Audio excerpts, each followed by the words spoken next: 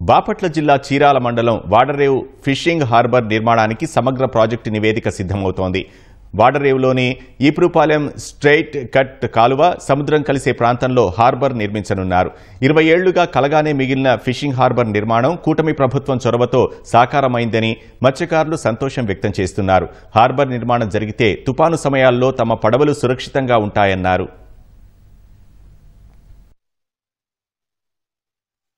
ఇప్పుడు ఇక్కడికి ఉన్నదనుకోండి, ఏ రేట్లు ఏం మాపులు వచ్చినా ఇక్కడ బోర్డు కట్టేసి మా ఇంటికి వెళ్ళిపోయినాను అవుతుంది. అక్కడ వచ్చాము ఏ మాపులు దిగినా సరే కానీ మేము ఆ సందర్భం ఉంటుండే కానీ దెబ్బ రావడం కావద్దు. ఇక్కడ అదే ఉంది జట్టి కదా, జట్టి కట్టేసి దిగేసి మా ఇంటికి మా పిల్లల దగ్గరికి వెళ్ళిపోతాం.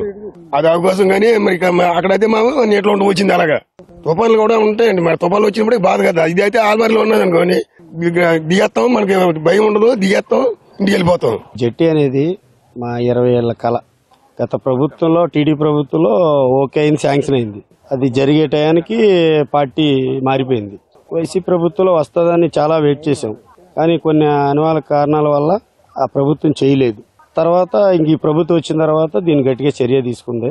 ఇప్పుడు మేము పడుతున్న ఇబ్బందులు ఏంటంటే ఈ జట్టి లేకపోవడంతో ఈ బోట్లు తుఫాన్ వచ్చినప్పుడు కానీ ఏదంటే కానీ ఈ వలలకు కానీ బోట్లకు కానీ ఈ మనుషులకు కానీ చాలా ప్రమాదంగా చాలా ఇబ్బంది పడుతున్నాం. అదే ఈ జట్టి ఉందనుకో ఆ బోట్లు అక్కడికి దిగాల్సిన అవసరం లేదు, ఎప్పుడన్నా రావచ్చు. ఈ బోట్లు ఈ హార్బర్కి వచ్చి నైట్ అర్ధరాత్రి కాదు అపరాత్రి కావచ్చు బోట్లు కట్టుకోవచ్చు, ఇంటికి వెళ్ళిపోవచ్చు.